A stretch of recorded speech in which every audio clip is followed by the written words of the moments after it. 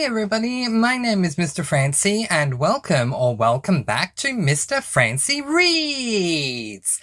Okay, so today I'm going to be talking to you about burnout because it is very, very real. Burnout definitely exists for readers. This is a conversation that actually came up moments ago on my Discord. I was doing a reading sprint. I am definitely not naming names and I'm certainly not trying to call out anyone here. It's just with this being brought up, it's definitely something that I want to discuss with you all because it's something I've experienced and I feel that it would be a great idea to shine a light on this. This is something that we experience and sometimes we feel guilty or horrible about it, and at other times we hate that we're going through it. People vary in their reactions of what they go through. But as I say, it's definitely something that does exist. So it's something I want to discuss with you today. All right. So I'm going to start off talking about my year last year as a whole. And to sum it up in basically a sentence or two and no more, I read, I think it was 52 cozy mysteries last year. I think it was 52. It was definitely in the 50s, but it was the early 50s. So somewhere between 50 and 55 cozy mystery books. And the next highest genre I read, I think, was fantasy, and I probably read like 15 or 20 fantasies. So I read significantly more cozies than I did other books. And considering that I read between 50 and 55 cozy mysteries in 2022, in total, I think I read about 120 or maybe a little bit more books for the entire year. So almost half of the amount of books that I read were cozies. And that gives you a bit of an idea of why when I got to the end of 2022, I said to myself, I need to go back to mixing things up. I am feeling burnt out on cozy mysteries. Now, I remember having this discussion with my mother. I was having it with her in December because in December I do all of my end of year wrap up videos and stuff like that. And, you know, a lot of people don't really talk to me outside of BookTube, talk to me about my reading, but my mother does. And I was talking to her about the goals that I was planning on setting for 2023. And I said to her, I don't think I'm going to read cozies in 2023. Now, the moment this came out of my mouth, I knew that I couldn't have that as a goal because I do love my cozies too much to just abandon them. And my mother had a similar reaction to what I was thinking. Excuse me. And she said to me, wait, you don't have to abandon cozies completely. And I said, yeah, no, you're right. And I agree with you. I was thinking the same thing. I don't have to abandon cozies. I think it's just more about trying to fully mix up what I'm reading. And for me, as someone who loves to read all different types of genres, someone who is incredibly eclectic when it comes to genres, when I say I wanted to mix up my reading, I mean that I want to read multiple genres.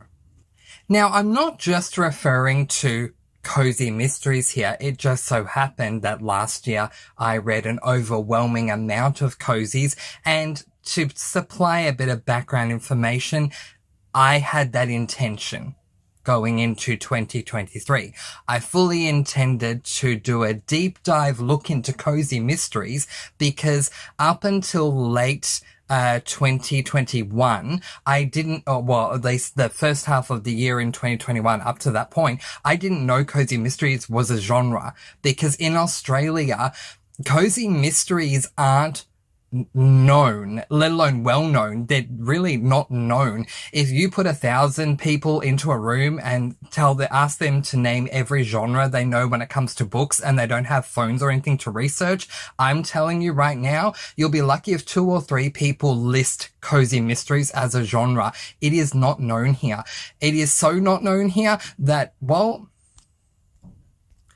while the genre does actually exist, it is actually called something different in this country, and I don't get it. It's called cozy crime, but still, you need to specifically ask if you're at a bookstore or a library or wherever you are, if they have this, because otherwise it's not going to be easy to find, because cozy crime is not listed as a genre that's easily findable in a bookstore or a library. You know what I mean? Like how they would have genres labeling the bookshelves so you know what genre it is, whether in a bookstore or a library. So you'll have your fantasy section, your sci-fi section, your mystery section. We don't have a cozy crime section. We literally need to ask.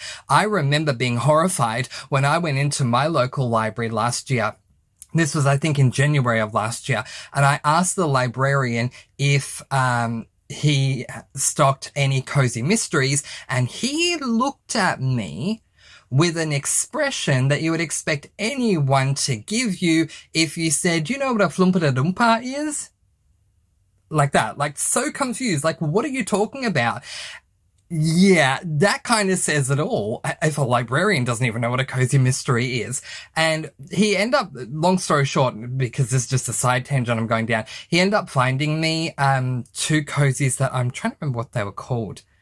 Death by Chocolate Malted Milkshake was one of the books. It was book 2 in a series. I don't remember what it's called now, but anyway, that was one of them.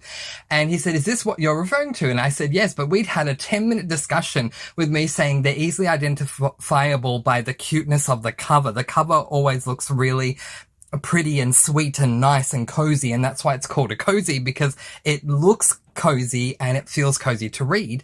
And he managed to find that, but he was just calling that a mystery. He wasn't calling it a cozy mystery. But anyway, I digress. Let's get back to the point. So I wanted to do a deep dive look into cozies because I hadn't heard of the genre before, and I love delving into different genres. So the fact that I hadn't heard it, let me do this deep dive. I read 52 and I loved most of the cozies that I read last year. The problem with cozies specifically is that they are extremely formulaic. If you've never read a cozy mystery before, a general idea of what a cozy mystery is it's pretty much like what you would expect with a mystery, but with very heavy limitations placed upon it because of the cozy nature of a cozy mystery. So therefore, any sex, any swearing, any violence, anything like that at all may be implied, but certainly is not allowed to appear on the page. And also, they're usually either set in a small town area or somewhere that feels very cozy and very comfortable. Like, yeah, that's the best way to describe it. Literally, it's the two words in the genre title. It is a cozy version of a mystery. But the problem with this is because they all follow that same formula where you're following an amateur sleuth who lives in a cozy world, who brings you into the cozy world, something happens, some sort of mystery you're trying to solve, which 95% of the time is a murder, and then you're trying to work out, you know, who the killer is, and they're doing their amateur sleuthing bit. It just becomes very mundane after a while because it is the exact same thing over and over and over and over and over and over again. And I certainly experienced that burnout. Now, I want to jump and quickly, while we're still in the beginning stages of this video, into a different example, because please don't think I'm trying to put cozies down. I'm not at all. It's just I suffered the burnout because I read too many last year. This month, I'm going to give you an example of something very recent. This month, the first 6 books that I read this month, and I usually have 10 books on my TBR, were YA, young adult books. And let me tell you, I suffered YA burnout probably after the 3rd YA that I'd read. By the time I read the 6th one, I was so done. If you've been following my reading vlogs, you probably know this by now. There are things, and it's for the same reason as cozies. There are things in each age range that are the same, that just continue to keep occurring. And I don't know if I would go as far to call this a YA trope necessarily, but it feels like it happens so often that it might as well be called a trope. But I want to refer to YA romance that occurs in non-romance genred books. So YA romance in fantasies, paranormals, contemporaries, sci-fis, thrillers, the mysteries, the list goes on and on. I feel like there needs to be a requirement for there to be a romance in every type of YA that's not marketed as a YA romance, and it really started annoying me. But also, it seemed to follow the same sort of pattern, and I'm trying to be very specific with what I'm saying here because I read a number of different genres within YA, but the pattern being what would appeal to a YA target audience. And I get that. And I am not someone who is ageist at all with my reading. I can read amazing middle grades and really enjoy them. I can read amazing YA books and really enjoy them. I can read adult books that appear to be amazing and really not enjoy them at all. And so, you know, for me, it's not about, oh, you're too old or you're too young or whatever. To me, it's judging the book based on its own merits. But there definitely are certain things that YA authors do that authors of other age ranges don't do. And certainly the YA romance appearing in all non-YA romance type genred books is one that definitely annoys me. But yeah, it's also the attitude and the characteristics of this YA protagonist that we follow, because we're trying to find a typical YA character that's going to relate to so many different YA targeted audience members out there. I get it. And if you have someone who falls in that YA age range who reads as much as I did when I was in that age range, which probably would have been about 6 books a year. And I don't mean short books, but I would read a book and it would take me a long time to get through. And then I would pick up another one and end up reading maybe 6 books in a year. And that would be amazing that I read 6 books in that year. That would be fine. But I'm someone now who consistently tries to read at least 10 books a month. And when it's YA after YA after YA after YA after YA, I can definitely suffer burnout with this. And this burnout, whether it is the YA burnout, the cozy mystery burnout, even heck, reading too many books, I've suffered a bookish burnout because I'm reading too many books at one time. And I just feel like I want to do something else because I'm focusing all of my energy on reading all the time, or at least all of my spare time reading. That is very real as well. So what I wanted to do in the second half of this video is discuss some ways to combat any sort of reading burnout that you may suffer. And yeah, because it is very raw, it is very real, it is something that unless you've experienced it before, you can't begin to understand how it feels. And I'm not saying that I fully, wholly, and completely understand how everyone who experiences a bookish type of burnout feels, because we all react differently. We all go through burnouts for completely different reasons. So I'm not saying I get everyone in specific, intricately detailed ways. No, absolutely not.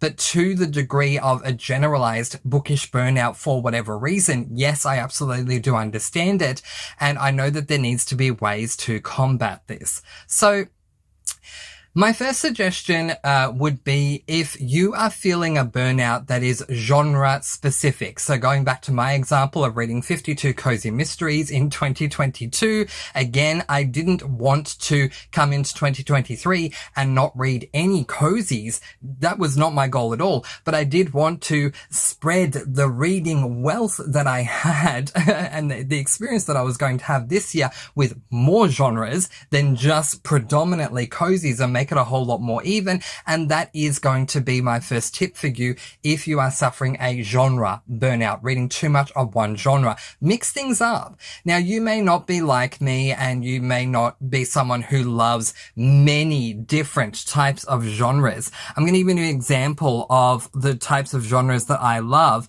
and for you this may be too many genres, but to give you some examples, I do love my cozies, I do love my fantasies, but I also love memoirs, horrors, romances, contemporaries, romance contemporaries, where it's both two in one, paranormals, sci-fis, dystopians, classics, thrillers. The list goes on and on and on for me. There are so many different genres that I like. So what works for me is being able to mix things up with my TBR and try to put a couple of cozies on my TBR, put a couple of fantasies, put a classic or two there, maybe put a sci-fi or a horror or a thriller or something else that mixes things up for me. What I would suggest to you, even if you have a limited amount of genres that you like to read, at least mix it up with those genres that you do like to read. So let's just say you only like cozies, fantasies, and horrors. That is absolutely fine. If you are suffering from a burnout with cozies, maybe put 2 or 3 cozies on your TBR, depending on how many books you read in that month. Let's say you read 10. Put 2 or 3 cozies on your TBR for that month, and then put about 3 horrors and 3 fantasies. That way you are mixing things up and it's a lot more diverse. If you want to get into even more intricate detail and into more of an intricate explanation here, this may work for you too. Mix it up by alternating per book as you go along in your TBR. So maybe have your first book be a cozy, your second one be a horror, your third one be a fantasy, your fourth one be a cozy, your fifth one be a horror, your sixth one be a fantasy, so that you're literally mixing as you're going along and not, for example, reading 3 cozies after that, 3 horrors after that, 3 fantasies. So literally mixing. But now I want to talk to those of you who may be suffering burnout because of the age range when it comes to age ranges. So let's talk about them. Okay, so you have decided, and this is a scenario, I'm not saying you specifically, but in a scenario situation, you have decided that you are only going to read adult books. Why? Because you're an adult and it just wouldn't be right for you to read YA and middle grade. I can't even say that with a straight face because I have middle grades that I absolutely love.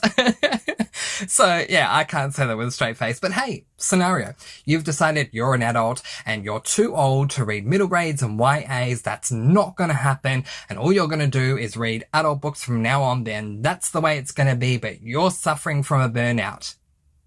You know what my tip's going to be, don't you? Yeah, it's going to be to put a YA or a middle grade into your TBR somewhere, because it will, trust me, mix up the reading for you, because you'll go from adult themes that can only appear in an adult age ranged type book, regardless of genre. With adult books, there is no line that the author can't cross, to a line being there. And because the line is there, because it's either a YA or a middle grade, it is going to mix things up for you. Why not give yourself a massive culture shock if you fall in this scenario and make the book that you are mixing up your adult books with be a middle grade? That will be a definite shock to the system and will be a great reset for you. Now, there are, with all age ranges, middle grade, YA and adult, there are always going to be books that appear on the younger side of that age range, the middle side of that age range, and the older side of that age range. There are adult books that appear on the younger side of an adult, even though they're still called adult books, they appear on the younger side of adults. So like 18, 19, 20, well, that's in Australia. I think in America, adult is 21. But for example, 21, 22, 23 versus adult being 35, 36, 37, for example. And the same with YA. If YA branches out from, say, 13 years of age to 17 years of age, there are going to be YA books targeted to your 13 and 14-year-olds versus books that are targeted to your 16 and 17-year-olds. And same with middle grades. If middle grades are targeted from ages of, say, 7 to 12, then there are going to be middle grades targeted to 7 and 8-year-olds versus middle grades targeted to 10 and 11-year-olds. So my best advice for you, if you are someone who has the time, do a bit of research about the book that you're choosing that's going to be what you're putting in to mix up your TBR, because maybe you want to read a middle grade, but you don't want something too immature. So you're going to look at something that's more targeted to an 11 or 12-year-old versus something that's going to be targeted to a 7 or 8-year-old. Or maybe it's the other way around. Maybe you really want to give yourself a culture shock. So you're reading a lot of adult books that are more targeted to people who are, aged, say, in their late 30s to early 40s, and you want to find a middle grade book that is specifically targeted to someone who is aged 7 or 8. That could be a good idea as well. Now let's go more genre specific. Okay, so I'm going to talk to you about fantasy, but you will find that this appears in any type of genre out there. So I'll go into some other examples a little later on, but with fantasy, it's a lot more broad, and I've had a lot more experience with fantasy, so I can talk about it a lot more confidently. Okay, let's say that you're reading a lot of, adult fantasy, and, you're getting kind of sick of it because it's all the same thing. Well, did you know that fantasies have their own specific subgenres? Let me give you an example. There is high fantasy and there is low fantasy. High fantasy, long story short, are fantasy books that are set in a world made up of the author's creation. Low fantasy is fantasy books set in our world. So what do I mean by that? Let me give you some examples so you know what I mean. A low fantasy example would be Harry Potter. Whilst Hogwarts was created by J.K. Rowling, Hogwarts is actually set in the UK, in England. So it's set in our world, just in an unseen version of our world, but still in our world. Whereas a high fantasy example might be Mistborn Era 1 by Brandon Sanderson, where the location of Mistborn is a world that Brandon Sanderson created fully out of his own mind. It's not set in our world at all.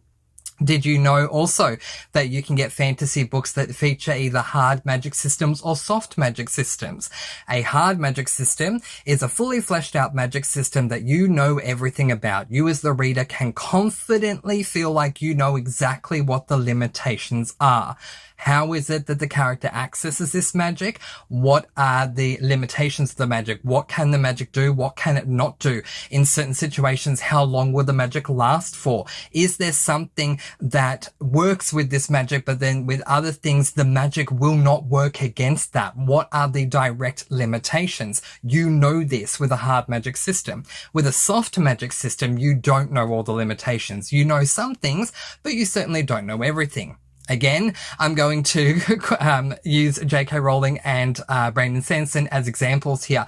With J.K. Rowling's Harry Potter world, whilst it is a low fantasy, it is also a low fantasy with soft magic systems. Whilst we do know a lot by the time you get to the end of the Harry Potter series, we know a lot about the magic system, we do not know everything about the magic system. In Brandon Sanderson's adult fantasies, all of them are high fantasy set in a world he's created, but they all have hard magic systems. You know everything about that magic system.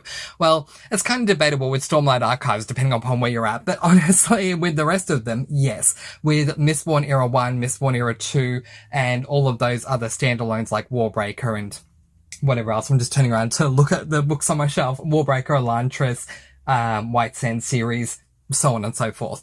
You know everything about the magic system. So this is what I mean. If you're getting sick of reading a certain genre, for example, fantasy, have a think about the types of fantasies that you're reading. Think about their subgenres. Are you reading a lot of adult fantasies that are low fantasies that have soft magic systems?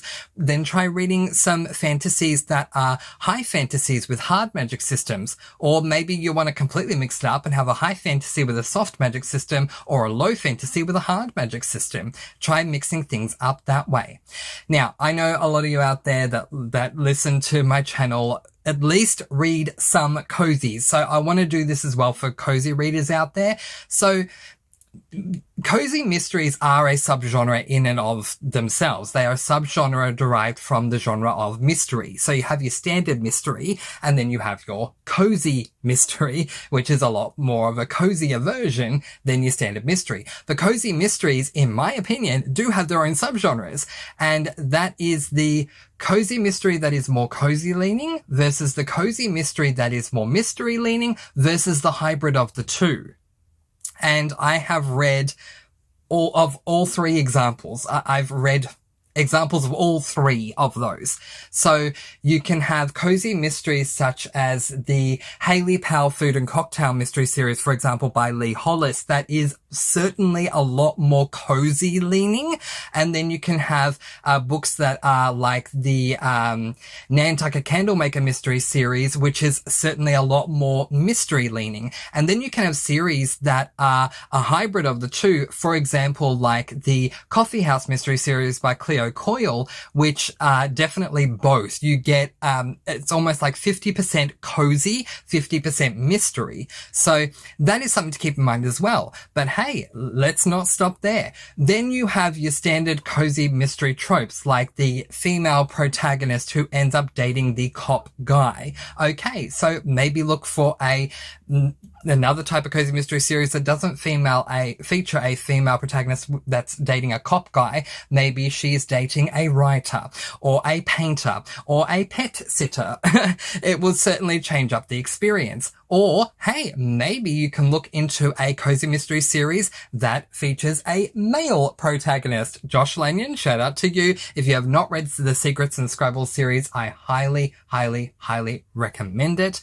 Book one is called Murder at Pirates Cove. And also, not only does the Secrets and Scribbles series feature a male protagonist, which is very different because 95% of cozy mysteries I've read have female protagonists, but this male protagonist just so happens to be gay. And I say just so happens because the purpose and point of the series is not about his sexuality, but it makes for a different feel and tone when you're following a male character in a cozy mystery for one thing, but for another that just so happens to be gay that is dating a guy.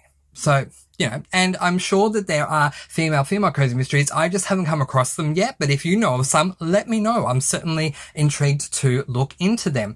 But there are certainly ways to mix up your reading so that you don't experience that burnout. But my final tip is a tip that I never thought I would give anyone, but I will more than happily give it to you.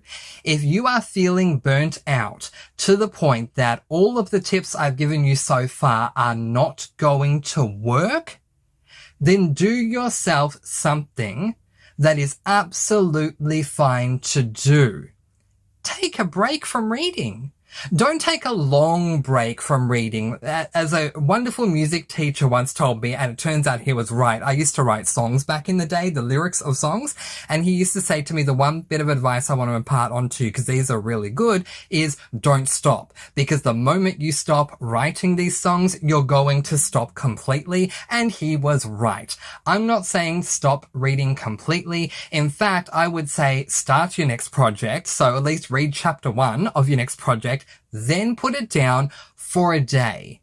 Take a day to yourself. Do something else with that day. Whether you're someone who's very adventurous, who wants to go rock climbing or jumping off a rock into water, I don't know what you call that. But anyway, that kind of thing, skydiving, even hot air balloon riding, or even something as simplistic as taking the day to watch TV or do a bit of cooking or whatever it is that you want to indulge in that is not something to do with reading, that is absolutely okay. It is going to refresh you for the next time you get back into reading by focusing on something else.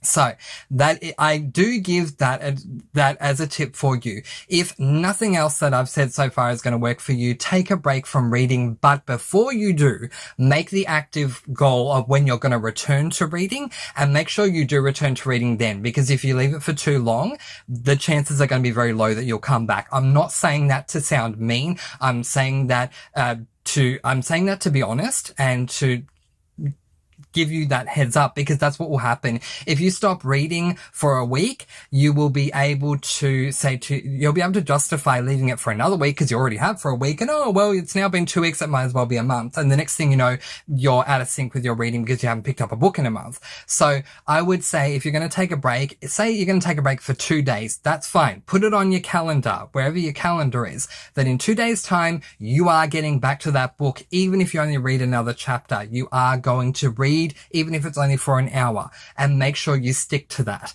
But as long as you lock that in and make sure you stick to that, you can have those 2 days guilt-free going off and doing whatever else you want to do.